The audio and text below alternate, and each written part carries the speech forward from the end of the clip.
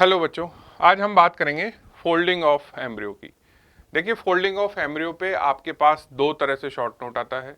या तो आपसे पूछा जाता है कि व्हाट आर द इफेक्ट्स और the results of the head folding और results of the lateral folding, या फिर आपके पास एज इट इज पूरा क्वेश्चन आ सकता है, राइट डाउन द रिजल्ट्स और outcome of the folding of embryo. So आज हम बात करेंगे हर एक फोल्ड की वन बाय वन। सो बच्चों, सबसे पहले जब आप फोल्डिंग पढ़ते हैं उससे पहले आपको ये आइडिया होना चाहिए कि हमारी जो जर्म डिस्क बनती है, trilaminar germ disc after gastrulation, उस ट्रायल एमिनर जर्म डिस्क में क्या क्या स्ट्रक्चर मिड लाइन में देखने को मिलते हैं। बिकॉज यही स्ट्रक्चर हैं जो अपना ओरिएंटेशन, अपना पोजीशन, अपना अरेंजमेंट फोल्डिंग के बाद चेंज कर लेते हैं। तो बच्चों, ये क्या है कि आपको पता है कि हमारे पास एक जब डिस्क होती है तो उसमें ऊपर होती है एमनियोटिक कैविटी और नीचे होता है योक सैक। ठीक है, तो ये कहलाता है डॉर्सल सरफेस, ये कहलाता है आपका वेंट्रल सरफेस।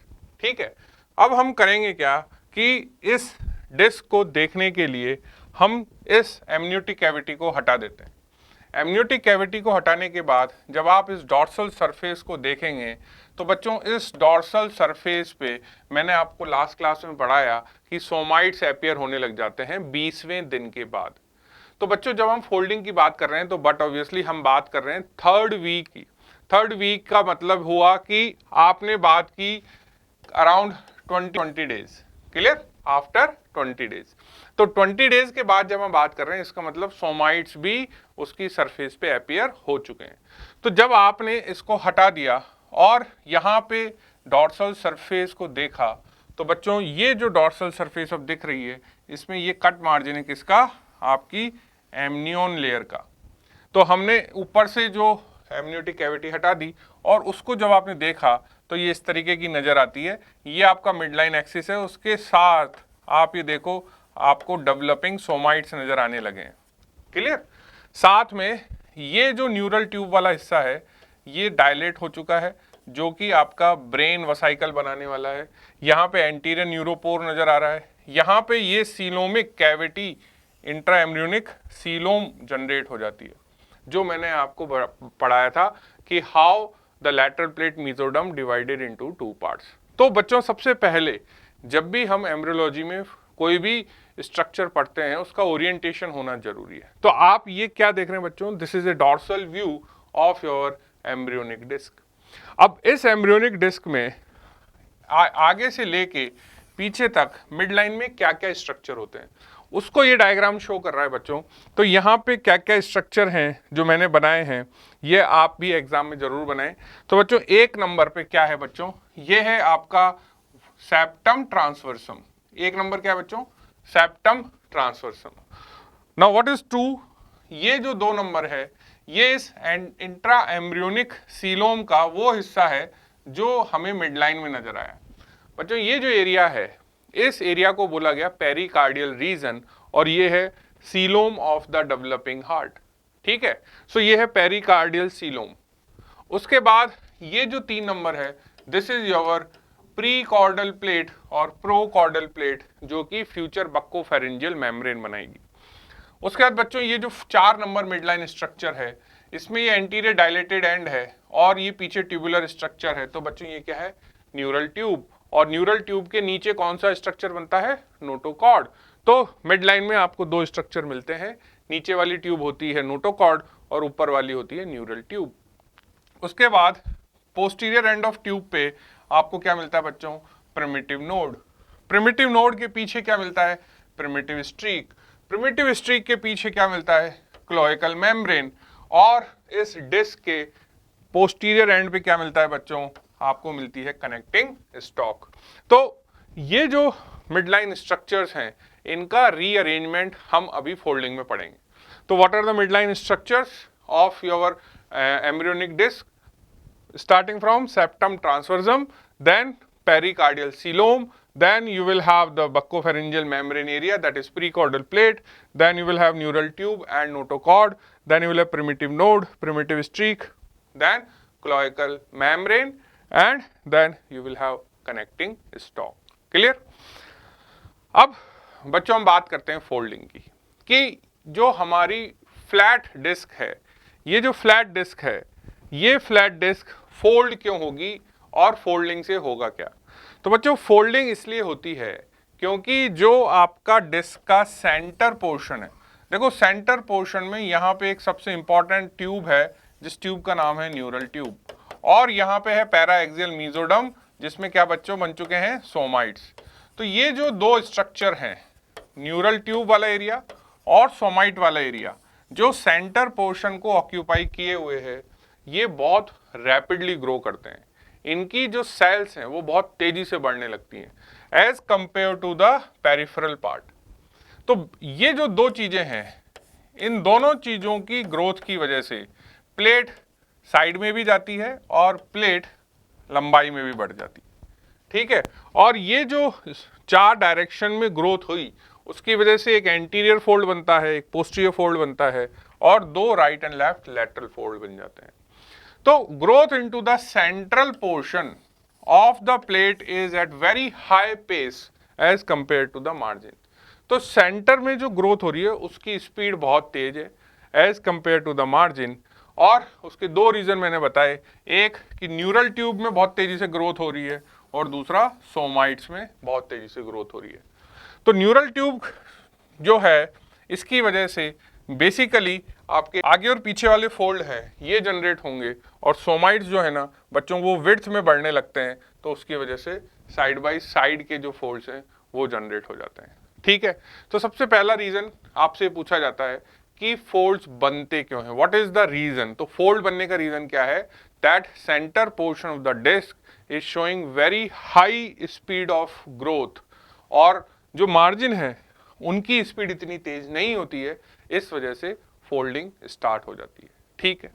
अब बच्चों ये जो डायग्राम है, इस डायग्राम को हम पहले यहाँ समझेंगे, उसके बाद हम आगे बढ़ के फोल्डिंग ऑफ एम्ब्रियो की बात करेंगे।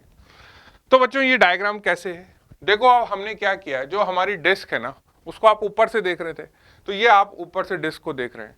अब इस डिस्क को आपने मिड लाइन से काटा, काटने के बाद उसको आपने साइड से देखा, तो ये जो बच्चों सेक्शन है, इस सेक्शन को आप कैसा सेक्शन बोलेंगे, एंट्रोपोस्टीरियर प्लेन।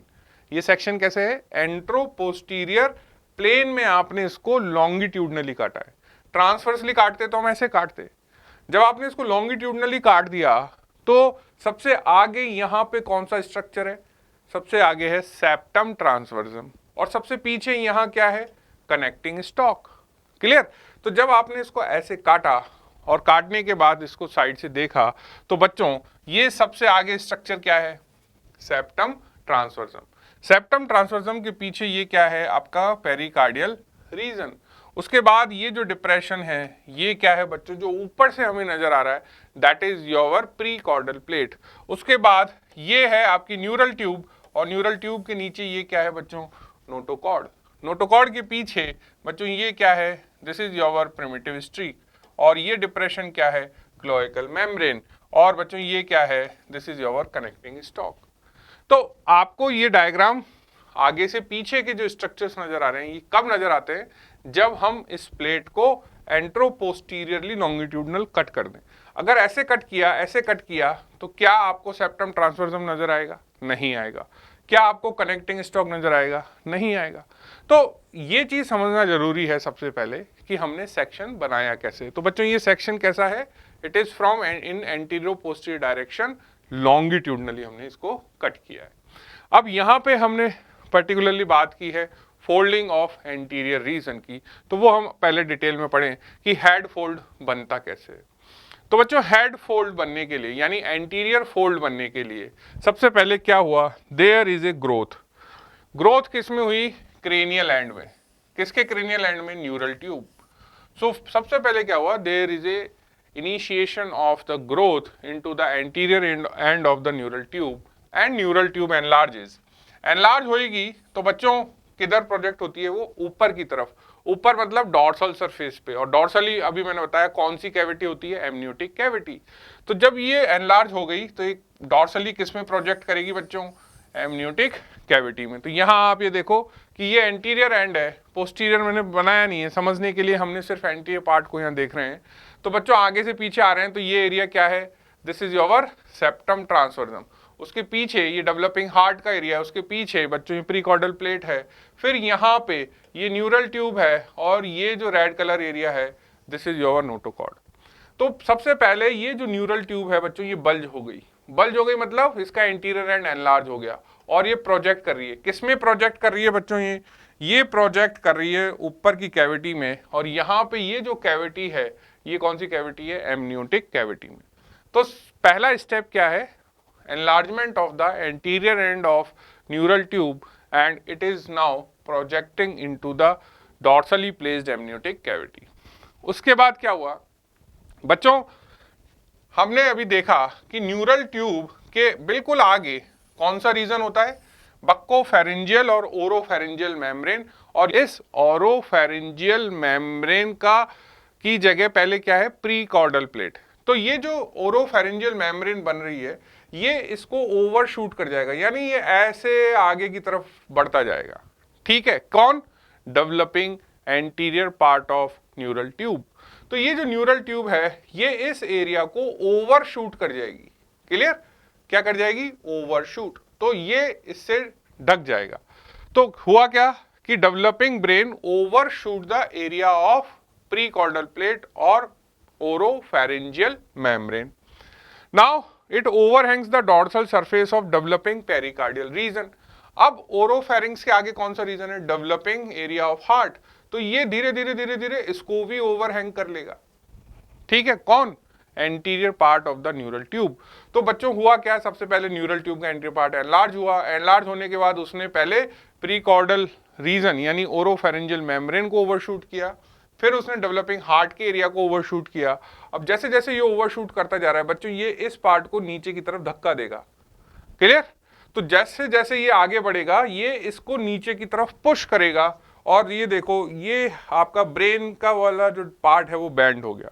जब ब्रेन वाला एरिया बैंड हुआ तो बट ऑब्वियसली ये वाला जो पोर्शन है ये भी नीचे की तरफ यानी वेंट्रली बैंड हो जाता है, तो ये भी नीचे की तरफ बैंड हो गया।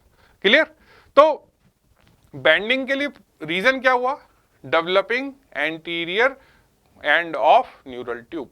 क्लियर, तो overhang part of the dorsal surface जो है आपका डेवलपिंग ब्रेन का वो किसको अब ओवरशूट कर गया, पेरिकार्डियल रीजन को। और फाइनली अब हुआ क्या, फाइनली ये हुआ कि जो आपका सेप्टम ट्रांसवर्सम है, जो आपका डेवलपिंग एरिया ऑफ हार्ट है, primordial heart with its coelom and जो ओरोफेरिंजियल मेम्ब्रेन है, ये सारे की सारे अब किस सरफेस की तरफ आ गए बच्चों, वेंट्रली। बात समझ में आई कि ये जो एरिया था इसकी वजह से ये तीनों घूम गए, और घूमने के बाद इस ट्यूब के जो आगे थे अब आगे की जगह कहाँ गए, इस ट्यूब के नीचे आ गए, ये पोर्शन ऐसे बैंड हो गया, और ये क्या कहलाया बच्चों, फॉर्मेशन ऑफ हेड फोल्ड। तो what is the result of head folding, head folding बनने से क्या नए चेंजेस आए। पहला चेंज क्या है कि फॉर्मेशन ऑफ फोरगट। देखो नीचे की सरफेस पे कौन सी कैविटी है, यहां पे ये कैविटी कौन सी बच्चों, योक सैक। ऊपर कौन सी है, एमनियोटिक कैविटी। ठीक है, अब आप ये सोचो कि जब ये नीचे टर्न कर रहा है तो कौन सी कैविटी का एरिया बढ़ रहा है, ऊपर वाली कैविटी फैल रही है, और कौन सी कैविटी छोटी होगी, नीचे वाली कैविटी छोटी हो जाएगी। तो फोल्डिंग होने से सबसे पहली चीज जो आपको याद रखनी है कि जब भी फोल्डिंग होती है तो फोल्डिंग हमेशा वेंट्रली होती है। क्यों होती है, क्योंकि हमें योक सैक से गट बनाना है, हमें जीआईटी बनाना है, तो योक सैक को हमें छोटा करना पड़ता है, और जो एमनियोटिक कैविटी है उसका जो एमनियोटिक फ्लूइड है वो आपके पूरे डेवलपिंग एम्ब्रियो को सपोर्ट प्रोवाइड करता है, प्रोटेक्शन प्रोवाइड करता है, न्यूट्रिशन प्रोवाइड करता है, तो वो वाला एरिया फैलता जाता है। तो फैलाना किसको है, एमनियोटिक कैविटी को। छोटा किसको करना है, योक सैक को। तो फोल्डिंग नीचे की तरफ होती है और वो योक सैक को छोटा करती जाती है। ठीक है, और जब छोटा होगा तो ऊपर की वाली कैविटी बट ऑब्वियसली ये वाली कैविटी फैल जाएगी, क्योंकि इसका एरिया बढ़ गया। अब पहले ये यहां तक थी, अब ये इस फोल्ड के थ्रू नीचे भी आ गई। क्लियर, तो पहला जो चेंज हो रहा है वो क्या चेंज हो रहा है बच्चों, कि जब ये नीचे गई तो जब ये ऐसे टर्न मारेगी तो जो आपका योक सैक का पार्ट है जो इस टर्न के अंदर फंस गया वो क्या कहलाया, फोरगट।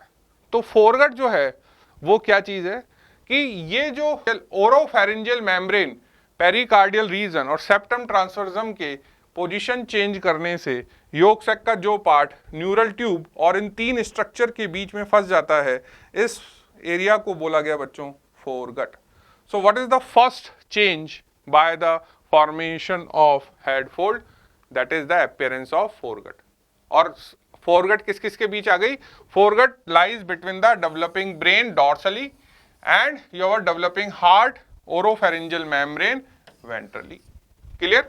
तो इस पार्ट का डॉर्सल सरफेस कौन बना रहा है? आपका ये सेंट्रल नर्वस सिस्टम का एरिया जो न्यूरल ट्यूब से बना, और ये वाला पार्ट इसके नीचे आ गया। क्लियर? दूसरा रिजल्ट क्या है? दूसरा रिजल्ट ये हुआ कि developing brain now become most cranial and of the embryo. अभी आपने देखा कि जब ये प्लेट सीधी है, जब इसको आप सीधा कर दोगे तो बच्चों इस एम्ब्रियो का सबसे मोस्ट क्रेनियल एंड कौन बना रहा था? सेप्टम ट्रांसवर्सम। लेकिन सेप्टम ट्रांसवर्सम फोल्ड होके यहां आ गया, तो अब सबसे आगे की तरफ कौन रह गया बच्चों? न्यूरल ट्यूब का एंटीरियर एंड, यानी डेवलपिंग ब्रेन। तीसरा चेंज क्या हुआ? The position of septum transversum will also change. Septum transversum जो सबसे आगे था, किसके भी आगे है बच्चों? देखो ये प्लेट के भी आगे है, ये ओरोफेरिंजियल मेम्ब्रेन के भी आगे है, और ये हार्ट के भी आगे है। तो जब इसका पोजीशन चेंज हुआ तो ये सेप्टम ट्रांसवर्सम अब यहां आ गया। तो ये सेप्टम ट्रांसवर्सम जो सबसे क्रेनियल था, अब कहां आ गया? अब ये ओरोफेरिंजियल मेम्ब्रेन और डेवलपिंग हार्ट के सबसे पीछे चला गया। तो इन तीनों का रिलेशन यहां क्या है? अगर हम देखें तो 1 नंबर पे है क्या? आपका सेप्टम ट्रांसवर्सम। 2 नंबर पे क्या है? Pericardial reason. 3 नंबर पे क्या है? आपका ओरोफेरिंजियल मेम्ब्रेन। ठीक है, अगर आप यहां देखें तो 1 नंबर तो ये रहा, 2 ये रहा, और 3 ये रहा। तो आगे से पीछे यहां रिलेशन क्या है? 1 2 3। यहां आगे से पीछे रिलेशन क्या है? 3 2 1। सो ये जो रिलेशन चेंज हुआ वो क्यों हुआ? बिकॉज ये वाला पोर्शन नीचे की तरफ घूम गया। ठीक है, तो what is the change in the position of septum transversum? Earlier it was the most cranial, but after folding now it lies caudal to the developing heart. तो पोजीशन 1 2 3 से क्या हो गई? 3 2 1। क्लियर? अब अगला रिजल्ट क्या हुआ कि जो आपका प्राइमोर्डियल हार्ट है उसका सीलोम के साथ रिलेशन चेंज हो जाता है। बच्चों ये बहुत ही इंपॉर्टेंट चेंज है, इसको आपको थोड़ा सा समझना पड़ेगा कि यहाँ पे जब आपकी डिस्क सीधी है तो आपको पता चलता है कि एक लैटरल प्लेट में सीलोम डेवलप होती है, और वो जो सीलोम है उसका जो एंटीरियर मोस्ट पार्ट है, वो एंटीरियर मोस्ट पार्ट बच्चों क्या बनाता है? Pericardial coelom. और इस सीलोम के नीचे जो स्प्लैंक्नोप्लूरिक मेसोडर्म है, उस स्प्लैंक्नोप्लूरिक मेसोडर्म में बच्चों डेवलप होती है हार्ट ट्यूब। क्लियर? इसके ऊपर वाली ये क्या है? सोमेटोप्लूरिक। इसके नीचे वाली ये क्या है? स्प्लैंक्नोप्लूरिक। तो स्प्लैंक्नोप्लूरिक के अंदर क्या डेवलप होता है? हमारा हार्ट। तो जब प्लेट सीधी है तो स्प्लैंक्नोप्लूरिक नीचे है, because splanchnopleuric lines the yolk sac. तो स्प्लैंक्नोप्लूरिक मेसोडर्म के अंदर जो हार्ट ट्यूब डेवलप हुई, तो सीलोम के नीचे हुई या सीलोम के ऊपर हुई? सीलोम के नीचे। लेकिन जब आप इसको ऐसे फोल्ड कर दोगे तो बच्चों जब फोल्ड हुई तो ये ऐसे फोल्ड हुआ, और फोल्डिंग की वजह से ट्यूब ऊपर आ गई और ये सीलोम आपकी यहाँ पे नीचे आ गई। So this is a very very important relation which has been changed. Reverse हो गया, जो ऊपर वाली सरफेस थी वो नीचे आ गई, और जो नीचे वाली सरफेस थी वो ऊपर चली गई।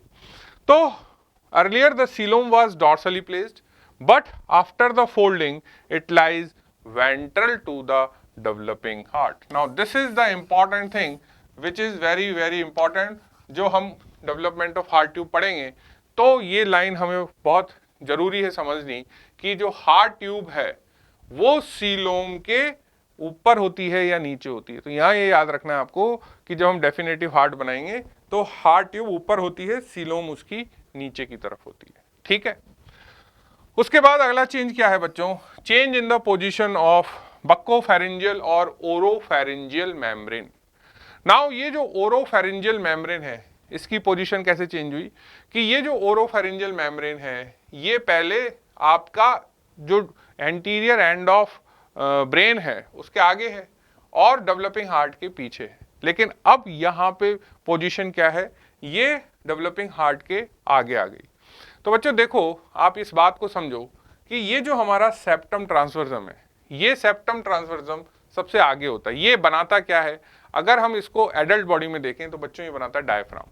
तो अगर आपकी बॉडी में देखें तो ये डायफ्राम है, डायफ्राम के ऊपर डेवलपिंग हार्ट है, हार्ट के ऊपर फिर ये हमारी नेक है, और नेक के ऊपर ओरल कैविटी है, और ओरल कैविटी के ऊपर जाएंगे तो यहाँ पे आपका सेरिब्रल कॉर्टेक्स है। तो अगर मैं इसको पकड़ के एकदम सीधा कर दूं तो क्या होगा, हमारा ऊपर चला गया डायफ्राम, डायफ्राम के बाद आ गया हार्ट, हार्ट के बाद क्या आ गया नेक, और नेक के बाद क्या आएगा ब्रेन, और ब्रेन के बाद आएगी ओरल कैविटी। लेकिन उसको हमने नीचे की तरफ फोल्ड कर दिया। तो जो डेफिनेटिव डेरिवेटिव्स आप देख रहे हैं, जो फाइनल डेरिवेटिव्स कि जो सेप्टम ट्रांसवर्सम यानी डायफ्राम जो सबसे ऊपर था वो कहाँ गया, नीचे आ गया। उसके नीचे क्या था, हार्ट, तो हार्ट हमारा डायफ्राम के ऊपर आ गया, और उसके नीचे क्या था हमारा ये ओरल कैविटी, तो हार्ट के ऊपर ओरल कैविटी आ गई।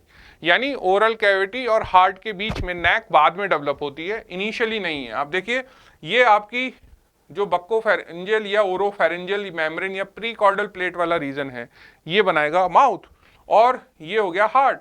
तो माउथ और हार्ट के बीच में नेक पोर्शन है, यानी इस एरिया में बच्चों बाद में क्या डेवलप होने वाले हैं, आपके फेरेंजियल आर्चेस। तो फेरेंजियल आर्चेस जब यहाँ डेवलप होंगे तो वो आपका नेक पोर्शन बना देंगे। क्लियर। तो पोजीशन कैसे चेंज हो रही है, जो ओरोफेरेंजियल मेम्ब्रेन है वो बच्चों कहाँ आ गई, हार्ट के आगे आ गई, ब्रेन के बिल्कुल नेक्स्ट टू द ब्रेन आ गई। ठीक है। उसके बाद जो नेक्स्ट चीज है वो कहलाती है बच्चों formation of a surface landmark. And ये जो सरफेस लैंडमार्क है ये क्या कहलाया, स्टोमोडियम। ये क्या कहलाया, स्टोमोडियम, और it is also known as stomatodeum. So stomatodeum और स्टोमोडियम क्या है बच्चों, सरफेस लैंडमार्क है। बच्चों यहाँ पे आप ये देखो कि स्टोमोडियम बना कैसे। देखो ये जो आउटर लेयर है न्यूरल ट्यूब के ऊपर, ये क्या है, ये है एक्टोडर्म, है ना, बिकॉज ये आपकी एमनियोटिक कैविटी है, और एमनियोटिक कैविटी का फ्लोर कौन बनाता है, एक्टोडर्म।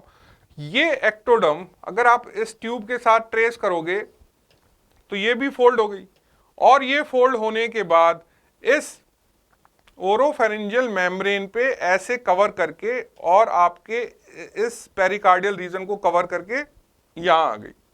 ठीक है।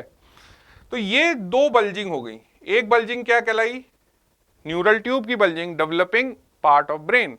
एक बल्जिंग क्या कहलाई, पेरिकार्डियल बल्जिंग। दो बल्जिंग के बीच में एंटीरियरली आपको एक डिप्रेशन सरफेस पे नजर आता है, और ये लाइन किससे है, एक्टोडर्म से। तो what is stomodeum, stomodeum is a area between the developing brain and pericardial swelling, and it is lined by ectoderm. ये चीज बहुत इंपॉर्टेंट है कि ये लाइन किससे होता है, तो बच्चों ये एक्टोडर्म से लाइन होता है। ठीक है। तो बेसिकली जब आप हेड फोल्ड पढ़ रहे हैं तो हेड फोल्ड बना क्यों, बिकॉज न्यूरल ट्यूब का एंटीरियर एंड एनलार्ज हुआ, उसने एनलार्ज होने के बाद डॉर्सली ग्रोथ की, और फिर उसने ओरोफेरेंजियल मेम्ब्रेन एंड आपका डेवलपिंग पेरिकार्डियल रीजन को ओवरशूट किया, और उसके बाद फोल्डिंग हुई। फोल्डिंग होने से सबसे पहले फोरगट बना, जो कि उन एंटीरियर एंड में जो एरिया योक से का ट्रैप हो गया। उसके बाद हमने देखा कि जो प्लेट है उसका एंटीरियर मोस्ट पार्ट ब्रेन बनाता है। उसके बाद सेप्टम ट्रांसवर्सम की पोजीशन चेंज हुई, डेवलपिंग हार्ट विद सीलोम की पोजीशन चेंज हुई, ओरोफेरेंजियल मेम्ब्रेन की पोजीशन चेंज हुई, और एक सरफेस लैंडमार्क बना जिसको नाम दिया स्टोमोडियम। क्लियर। तो ये बात हो गई बच्चों हेड फोल्ड की। Next tail fold. अब टेल फोल्ड का मतलब क्या हुआ, हम चले गए पीछे की तरफ। ठीक है।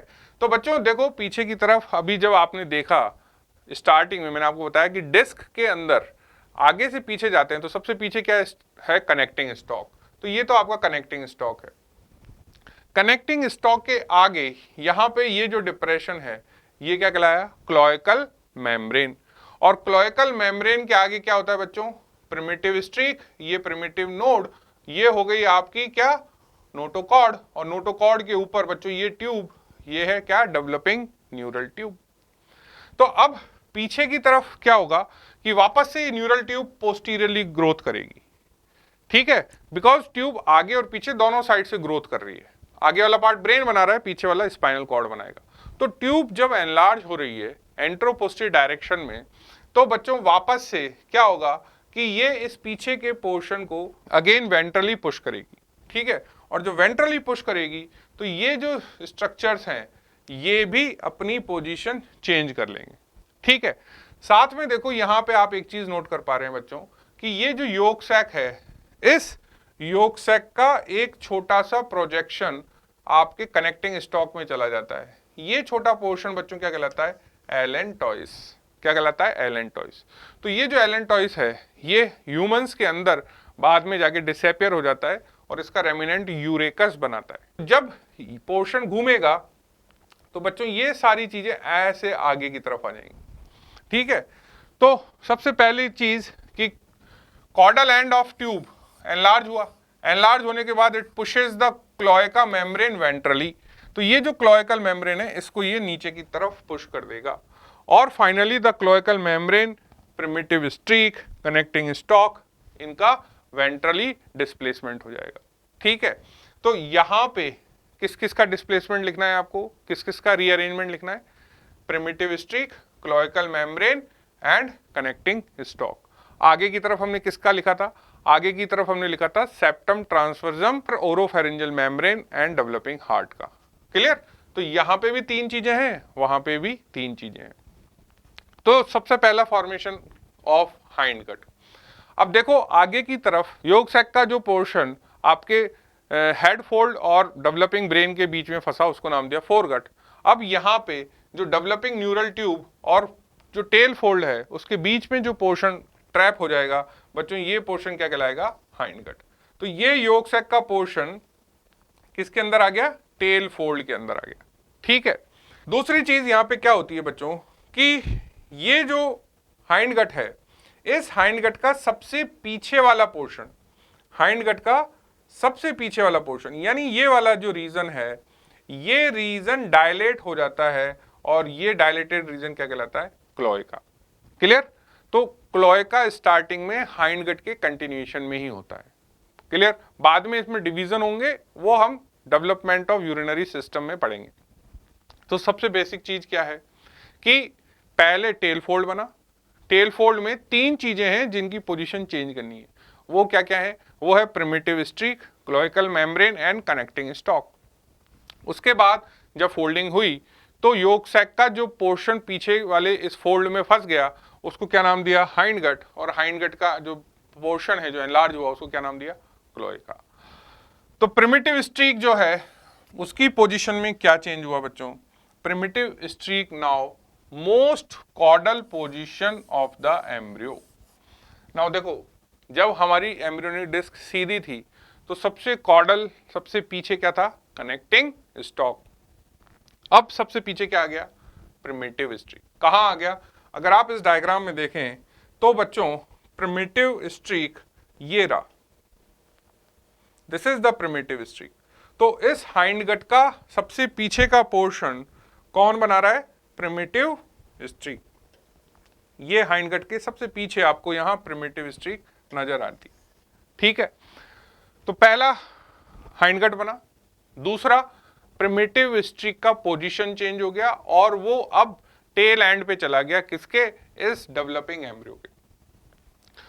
And also it lies caudal to the hindgut. Clear? तो पहले हमने देखा कि when we are talking about the straight plate, तो स्ट्रेट प्लेट में योग सैक के ऊपर था प्रिमिटिव स्ट्रीक, अब प्रिमिटिव स्ट्रीक कहां चला गया? बिल्कुल पीछे चला गया, यानी हाइंड गट के कॉर्डल एंड पे चला गया।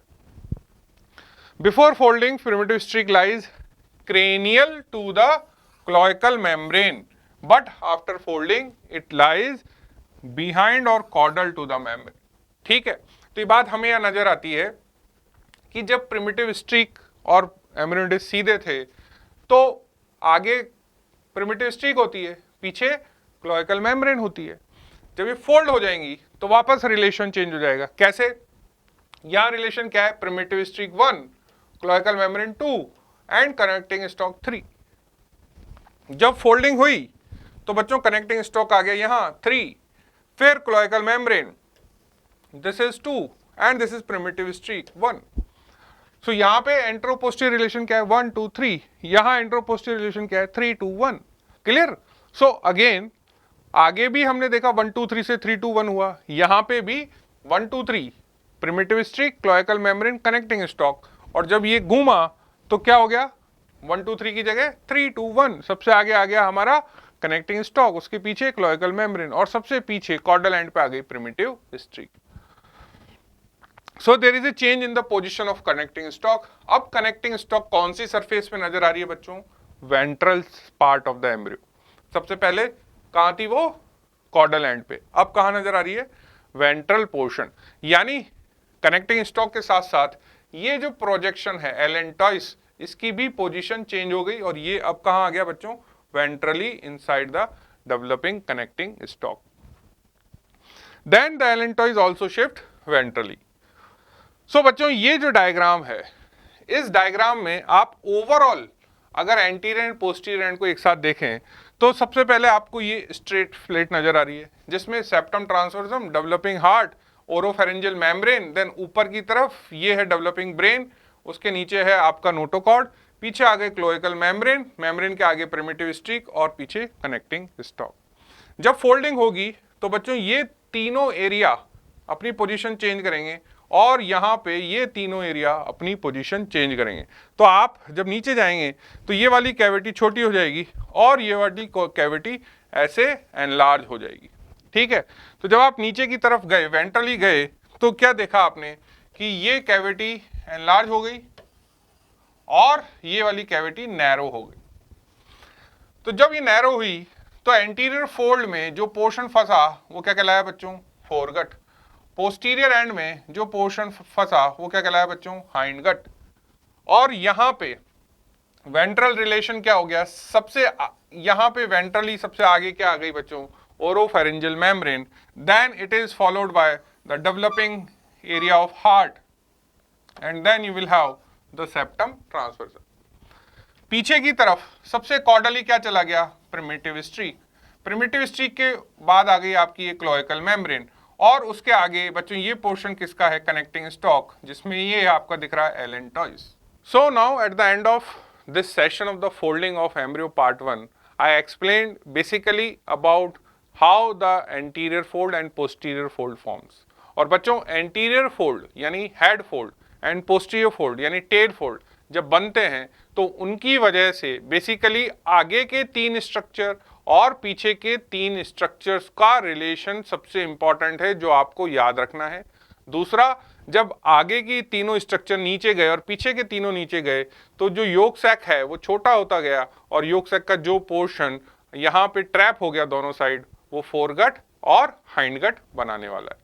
ठीक है, सो इतना आपको मिनिमम एग्जाम में लिखना है और इतना आपको मिनिमम इस folding of anterior and posterior and पे आना चाहिए। सो this is all for the session. Thank you.